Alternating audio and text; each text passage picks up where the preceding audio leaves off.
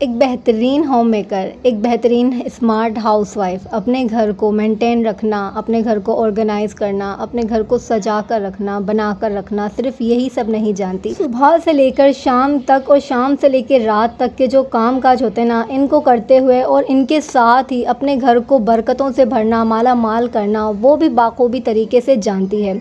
आज आशूरे का दिन है और 10 मुहर्रम अल हराम का दिन है। तो आज मैंने सोचा कि भाई आज जो है ना, कल शरबत की न्याज़ लगा ली थी और आज जो है ना मुझे कुछ खाना बनाना है। मतलब है कि मैंने रात में ही सोच लिया था कि चनों का पुलाव के ऊपर जो है ना हम न्याज़ कर लेंगे और है ना वो मैं बना लूँगी। तो बस जितनी बंदे की, इंसान की हैसियत हो, जितनी गुंजाइश हो ना, जितना भी वो कर सके, जितना अल्लाह ने उसे अता किया है ना, वो ज़रूर न्याज़ किया करे, अल्लाह की राह में ज़रूर खर्च किया करे। ये ना सोचे कि हमारे पास कुछ भी नहीं है, या फिर ये ना सोचे कि हमारे पास तो बहुत कुछ है। नहीं, आपका जितना दिल चाहता है ना आप ज़रूर कीजिए। अच्छा, यहाँ पर जो है ना मैंने आज चनों का पुलाव बनाने लगी थी, चने आलू वाले चावल बनाने लगी थी। तो रात में ही जो है ना मैंने चनों को भिगो के रख दिया था, सोडा मिलाकर इसके अंदर मीठा सोडा डाल के रख दिया था। तो बस जैसे ही सुबह हो गई ना, तो मैंने सबसे पहले काम यही किया है कि उठते के साथ जो है ना चनों को अच्छे से वॉश कर लिया, सोडे वाला जो पानी था ना उसको निकाल दिया और नया पानी डाल कर जो है ना चनों को बॉयल होने के लिए रख दिया था। क्योंकि फिर जो है ना गैस की लोड शेडिंग स्टार्ट हो जाती है, तो फिर हमें बहुत ज़्यादा मसले मसाइल बढ़ जाते हैं। तो बस सोचा कि जितना भी गैस आ रहा है ना उसको इस्तेमाल कर लिया जाए और जो बड़े बड़े काम है उन्हें निपटा लिया जाए। तो जब चनों का पुलाव बन रहा हो ना, तो सबसे ज़्यादा मुश्किल काम यही होता है कि चनों को बॉयल करना है। तो अच्छा जी, यहाँ पर मेरे चने वगैरह बॉयल हो चुके थे। पुलाव आज मैं बनाने लगी हूँ, तकरीबन 3 से 3.5 किलो की क्वांटिटी है मेरी। तो यहाँ पर 1 किलो की करीब प्याज थी जो मैंने बारीक बारीक सी चॉप कर ली थी और अब इसमें ऑयल डालकर जो है ना इसको अच्छी तरह से ब्राउन करने के लिए रख दूँगी। अब जो है ना गैस जा चुके थे और है ना सिलेंडर के ऊपर काम करना था। अच्छा, मैंने सोचा था ना कि ये आज जो है ना न्याज़ थोड़ी सी लेट इसको जो है ना डिस्ट्रीब्यूट करूँगी, क्योंकि जो है ना आज आशूरा था और आशूरे के दिन जो है ना सबका रोज़ा होता है। तो मैंने ऐसा ही सोचा था कि जो है ना असर की नमाज़ के वक्त जो है ना ये मैं डिस्ट्रीब्यूट कर दूँगी। तो बस ऐसा ही हुआ कि फिर थोड़ा सा जो है ना लेट हो गया था। सारे घर के काम वगैरह निपटाने के बाद जो है ना फिर मैंने जो है ना ये चने का पुलाव बनाना रेडी करने के लिए सोचा था। और यहाँ पर जो है ना वैसे ही गैस की लोड शेडिंग होती है, तो 12 बजे से जो है ना गैस बंद हो जाते हैं। मेरे तो घर में आना ही बंद हो गए हैं, जैसे कि नज़र ही लग गई हो। तो वो 5 से 7 मिनट जो मिलते हैं ना उसमें क्या काम होना है, कुछ भी नहीं होता। अच्छा जी, यहाँ पर जो है ना प्याज गोल्डन ब्राउन हो चुकी थी, तो मैंने इसके अंदर जो है ना 4 चम्मच भर के जो है ना जिंजर गार्लिक का पेस्ट ऐड कर दिया था। जिंजर गार्लिक का पेस्ट ऐड करने के बाद जो है ना इसको मैंने अच्छी तरह से भुनाई कर ली ताकि इसकी स्मेल ख़त्म हो जाए। अच्छा, मैं यहाँ पर वॉइस ओवर कर रही हूँ ना, वॉइस ओवर में बैकग्राउंड में जो है ना हस्बैंड की छींकों की आवाज़ आ रही है, उन्हें ज़ुकाम हुआ हुआ है।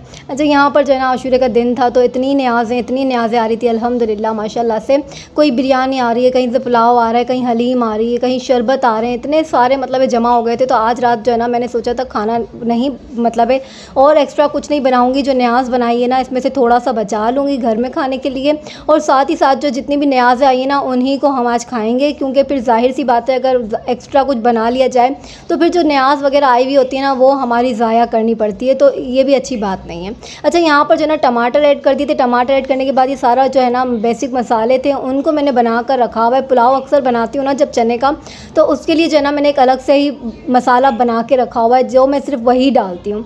अच्छा, ये कोई रेडीमेड मसाला नहीं था, ना ही ये जो है ना मैंने घर के अंदर अपन इस तरह से डाल रहे होते ना बेसिक मसाले वाले मसालों को सारे पीस के और सारी चीज़ें बनाकर जो है ना मैंने इसको इसमें ऐड किया था। ये काफ़ी सारी क्वांटिटी में गया था, तो इस वजह से जो है ना इसकी मैं आपको रेसिपी नहीं दे सकी हूँ। इंशाल्लाह ये मैं आप दोबारा से बनाऊँगी ना जब ये मसाला, तब इसकी रेसिपी आप लोगों से ज़रूर शेयर करूँगी। क्योंकि अभी है ना आखिरी का मसाला बच गया था, तो इस वजह से जो है ना मैंने ये सारा इसके अंदर ऐड कर दिया था।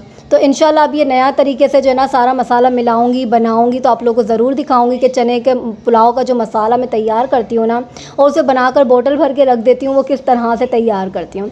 तो यकीन माने बहुत मज़े का जो है ना वो पुलाव तैयार होता है। आप लोग कोई भी मसाला घर में, मतलब है कोई भी पुलाव घर में बनाए ना, तो वो मसाला ऐड कर सकते हैं उसके अंदर, तो आप लोग का जो है ना काम चुटकी बजाते ही हो जाता है।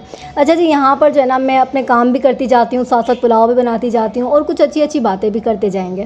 वैसे मेरा दिल था कि मैं और ज़्यादा क्वांटिटी में जो है ना आज की न्याज़ बनाऊँ, तैयार करूँ, लेकिन जो मेरे पास ये जो देगचे हैं, पतीले हैं, ये इसका जो सबसे बड़ा साइज़ है ना, ये 3.5 किलो तक का ही है। तो इसके अंदर जो है ना 3.5 किलो चावल ही आते हैं।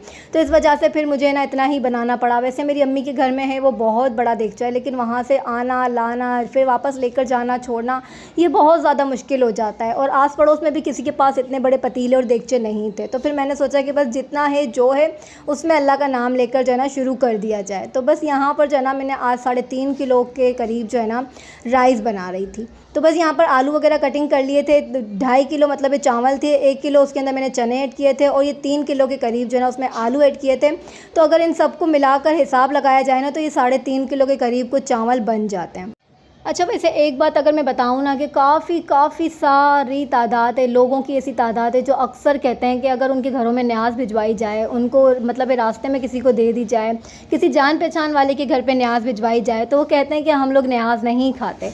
वो मना कर देते हैं, वो वापस कर देते हैं, न्याज़ को ही वापस दे देते हैं। अक्सर मैंने देखा है और काफ़ी सारे लोग ऐसे हैं जहाँ पर मैं भिजवाती भी हूँ ना, वो लोग हमें दोबारा दे देते हैं, तो नहीं खाते न्याज़। तो मुझे बड़ा ही अजीब लगता है कि यार अल्लाह के नाम पर न्याज़ मिल रही है, वो नहीं खा रहे, इमामों के नाम पर न्याज़ मिल रही है, वो नहीं खा रहे, किस तरह से लोग हैं ये। लेकिन बहरहाल सबका अपना अपना ईमान है, सबका अपना अपना अकीदा है, जो खाते हैं वो खाएं, जो ना खाते हैं ना खाएं। अच्छा, तो अगर एक सच्ची और कड़वे अल्फाज बताऊँ ना यहाँ पर कि जो लोग कहते हैं कि हम न्याज़ नहीं खाते, ये गुनाह है, तो गुनाह में और सवाब में बड़ा यकीन करते हैं लोग। लेकिन जहाँ पर अगर देखा जाए ना तो अपने मासूम बहन भाइयों का हिस्सा खा जाते हैं, जायदादों के ऊपर कब्ज़े कर जाते हैं, अपनी मासूम बहनों का अपने माँ बाप के मरने के बाद उनके हिस्से उनको नहीं दिए जाते और मज़लूमों के हक़ खा जाते हैं, उनके साथ ना हक़ करते हैं, उनके साथ जुल्म करते हैं। वहाँ पर उन्हें गुनाह और सवाब याद नहीं आता, यहाँ पर उन्हें गुनाह और सवाब याद आ जाता है। बहरहाल हम किसी पे ज़ोर ज़बरदस्ती नहीं कर सकते। अच्छा जी, यहाँ पर जो है ना न्याज़ तैयार हो गई थी और चने वगैरह मैंने डाल दिए थे, आलू डाल दिए थे, टमाटर डाल दिए थे और हरा धनिया, पुदीना डाल दिया था, पूरी एक गड्डी इसमें डाल दी थी और इसको जो है ना आलूओं को गलने के लिए छोड़ दिया था। तो बस जी यहाँ पर चावल भिगा दिए थे। चावल जब मैंने बोला जब तक भीगेंगे तो फिर आलू गल जाएंगे, आलू गल जाएंगे तो उसमें चावल ऐड कर दूँगी। और बात सारी ये है कि भाई ये जो न्याज़ हम करते हैं ना, ये अपने लिए ही इंसान कर रहा होता है, किसी और के लिए नहीं कर रहा होता है, अपने बरकतों के लिए कर रहा होता है। हम अपने घरों में जो है ना बरकतों के लिए कर रहे होते हैं। और मैंने तो ये भी सुना है कि न्याज़ खाने से जो है ना वो रूह की सफाई होती है। मतलब है कि आप इंसान जो है ना अपनी ज़कात निकालता है, अपने घर की ज़कात निकालता है रमज़ानों में, और हर चीज़ की मतलब है हम ज़कात निकालते हैं। लेकिन यहाँ पर जो है ना अपनी रूह की ज़कात कैसे निकालेंगे, अपनी रूह को साफ़ कैसे करेंगे? तो ये न्याज़ खाने से आपकी रूह साफ़ होती है, पाक होती है, आप लोग अच्छी आप लोगों को वाइब्स आती हैं, आप लोगों के घर में बरकतें बनी रहती हैं। आप अल्लाह की राह में किसी को 2 निवाले 1 निवाला खिला देते हो ना, तो अल्लाह पाक उसकी जो है ना 10 गुना ज़्यादा आपके घर में रिज़्क़ अता करते हैं। अब ये नहीं सोचना चाहिए कि हमारे पास जो है ना बिल्कुल भी पैसे नहीं हैं। आप लोग एक 50 रुपए की, एक 100 रुपए की कोई एक न्याज़ कर ले, किसी एक बंदे को खाना खिला दें, किसी एक भूखे को खाना खिला दें।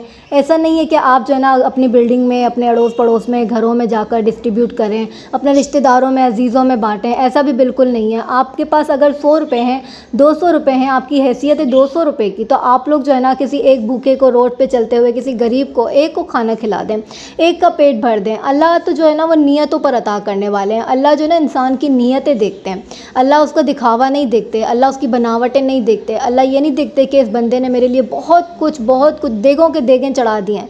अल्लाह सिर्फ आपकी नियतें देखते हैं और वो देखते हैं कि इसकी नियत में क्या था। इसने एक बंदे को, एक भूखी को खाना खिलाया मेरी राह में, मेरे लिए, तो अल्लाह पाक राज़ी होते हैं। तो हमें तो अल्लाह को राज़ी करना है। अच्छा जी, यहाँ पर जो है ना मेरा चने आलू का पुलाव तैयार हो चुका था और मैंने जो है ना सारी प्लेट्स बना दी थी। यहाँ पर मगरिब की अज़ानों का वक्त हो रहा था। इशाल मानूर से मैंने कहा कि जल्दी से जाओ, इससे पहले इफ्तारी हो जाए, और तो मैं ना बिल्डिंग में सबको दे आओ जाकर। और ये जो है ना सारी प्लेटें यहाँ पर तैयार हो गई थी और दोनों बहनें भी यहाँ पर तैयार हो गई थी और कब से शोर मचा रही थी, मम्मा जल्दी से आप जो है ना हमें ये बना कर दे दें प्लेट, ताकि हम जब सबको जो है ना जाकर दे आएँ, वरना रोज़ा इफ्तार हो जाएगा ना तो सबका पेट भर जाएंगे, फिर कोई भी पुलाव नहीं खाएगा। वो जैसे ही देकर आई है ना तो फिर मैंने यहाँ पर शॉपर्स बना दी थी, अम्मी के घर पे, सिस्टर के घर पे, और ससुराल में जो है ना जिनको मैं जानती हूँ, मेरी फ्रेंड्स वगैरह, उनके घर पे भिजवाने के लिए। बस वो सब कुछ होता गया और यहाँ पर जो है ना किचन भर गया हमारा। भाई ये तो हमेशा की कहानी है, लेडीज़ जो है ना उठ जाए ना तो किचन साफ़ करना होता है, सोने से पहले किचन साफ़ करना होता है, कोई मेहमान आ जाए तो किचन साफ़ करना होता है। मतलब है कि किसी चीज़ में बरकत हो ना हो, लेकिन बर्तनों में और मेले कपड़ों में तो बहुत बरकत रहती है।